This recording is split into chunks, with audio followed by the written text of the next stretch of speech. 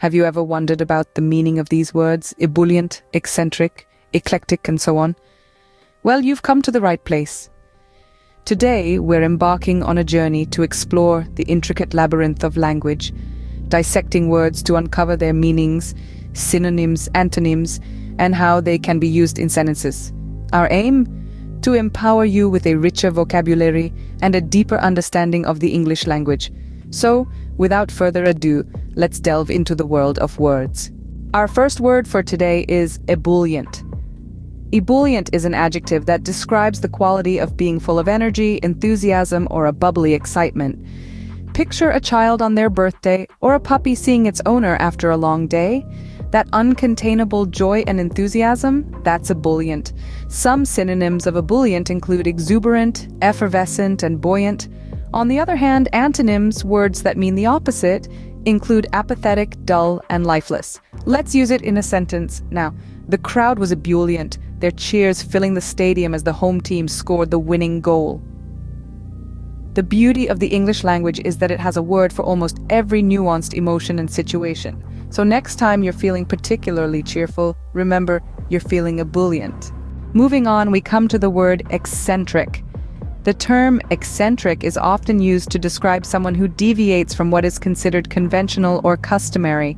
This person might display behaviors or hold beliefs that are outside the norm, making them appear peculiar or odd in the eyes of others.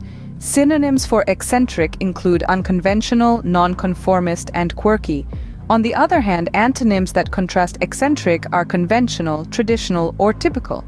Let's see how we can use eccentric in a sentence. Here's an example.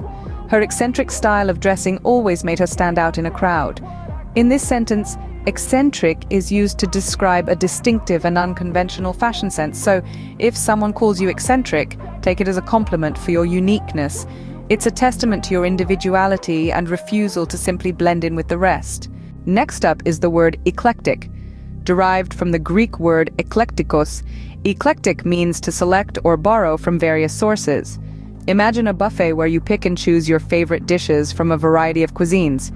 That's how an eclectic person operates, drawing from different ideas, styles, or tastes to form a unique and diverse mix. Synonyms of eclectic include assorted, diverse, or varied. On the flip side, its antonyms include uniform, similar, or monotonous. Let's put eclectic into a sentence. Consider this. Her eclectic taste in music ranges from classical symphonies to modern pop hits. Here, the word eclectic is used to describe a broad and varied range of musical interests. Remember, being eclectic isn't about being indecisive. Rather, it's about appreciating diversity and creating something unique out of it. So, having an eclectic taste can indeed make life more interesting. Now, let's discuss efficacy and elegy. First up, efficacy. This term refers to the ability to produce a desired or intended result. Think of it as a fancy synonym for effectiveness. Its antonym could be ineffectiveness or futility.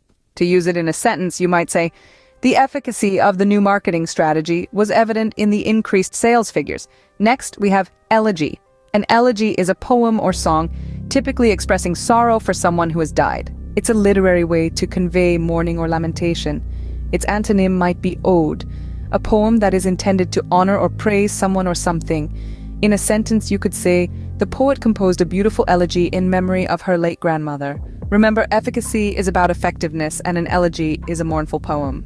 Let's turn our attention to elicit and eloquence. Elicit, a verb, means to draw out or provoke. Synonyms include extract, evoke, or coax. Antonyms, repress, stifle, or suppress. Picture this. A good interviewer knows how to elicit the truth from his subjects, coaxing out responses with carefully crafted questions. Now let's look at eloquence.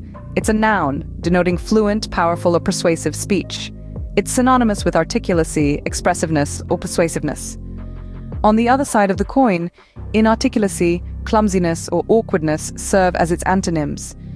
Think about it this way. The politician's eloquence during his speech convinced many undecided voters, his persuasive language leaving a lasting impression. So, in a nutshell, elicit is about drawing out, provoking, or bringing something latent to the fore. Eloquence, on the other hand, is all about the power of fluent, persuasive speech. To elicit is to draw out a response, and eloquence is all about fluent speech. Next, we have eminent and empirical. Eminent is an adjective that describes something or someone as famous, respected, or outstanding in a certain field. Synonyms include distinguished, notable, and renowned. On the flip side, its antonyms include ordinary, unknown, and unremarkable. Let's use it in a sentence. The eminent scientist was awarded the Nobel Prize for his groundbreaking research. Moving on to empirical, it's also an adjective, and it refers to something based on, concerned with, or verifiable by observation or experience, rather than theory or pure logic. In other words, if it's empirical, it's based on real-world evidence. Synonyms consist of observed, experiential, and factual, while antonyms are theoretical, hypothetical, and conjectural. Here's how you could use it in a sentence. The empirical data collected from the experiment supported the scientist's hypothesis. So, an eminent person is notable, and empirical evidence is based on experience or observation. Now let's explore emulate and enervate. Our first word, emulate, is a verb that means to imitate or try to equal or excel. It's often used when someone is inspired by another's skills or achievements and aspires to reach the same level. Synonyms include mimic, copy, or replicate. Its antonym is originate. An example of emulate in a sentence might be, the young musician sought to emulate the success of her idol. Our second word, enervate, is also a verb, and it means to weaken or reduce the vitality of something or someone. Synonyms for enervate include weaken, exhaust, or drain, and its antonyms are invigorate or energize. A sentence using enervate could be, the long strenuous hike began to enervate the group of friends. These two words, though quite different, can add depth to your vocabulary. Remember, to emulate is to imitate, and enervate means to drain of energy. Lastly for today, we have engender and enhance. Engender, a verb, means to cause or give rise to. It's like planting a seed that will eventually grow into something more substantial. Synonyms for engender include spark, trigger, or provoke. On the flip side, the antonyms are to prevent, halt, or stop. For example, her provocative speech engendered a heated debate. Moving on to enhance. This verb means to intensify, increase, or further improve the quality, value, or extent of something. Its synonyms include amplify, boost, or elevate.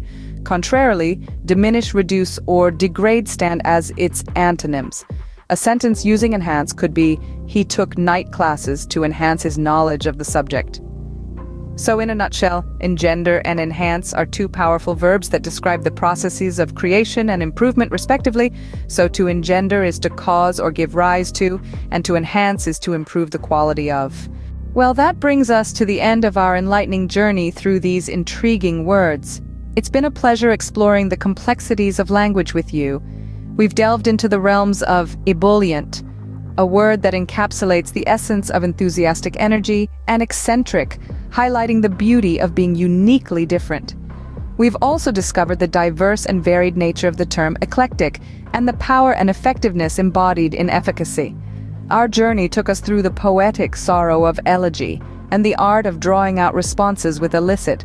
We marveled at the persuasive charm of eloquence, and the prominence and distinction defined by eminent. We've learned about the based on experience nature of empirical, and the admirable act of striving to match or surpass a person or achievement through emulate. We've understood how enervate can refer to the draining of energy or vitality, and how engender can bring about feelings or conditions.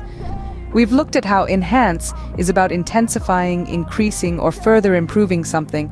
And let's not forget the fleeting nature of ephemeral, the calm and unflappable state of being equable, the artful dodging of equivocate, the incorrectness of erroneous, the learnedness of erudite, the avoidance of eschew, and the obscure, understood by few nature of esoteric.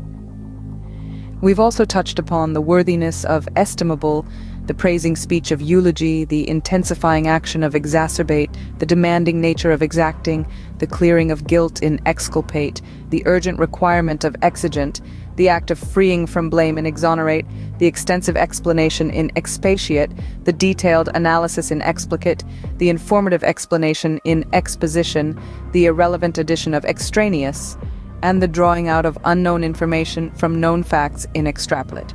Remember, expanding your vocabulary is a journey, not a destination. So keep exploring and learning. Until next time, happy learning.